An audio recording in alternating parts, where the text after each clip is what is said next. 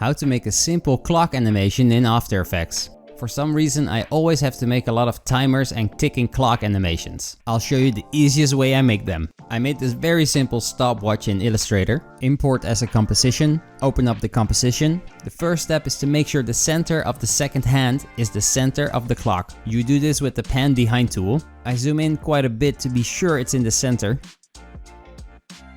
Click on the seconds layer and press R for rotation. Then for the animation, it is up to you how fast you want the handle to go. My composition is 60 seconds, so if I want to make a minute timer, I put a keyframe at the start, then I go to the end and I put one full rotation or 360 degrees. So if you want it twice as slow, change the last keyframe to 180 degrees. Twice as fast to 2 full rotations, and so on. For an old school clock, it's a bit different.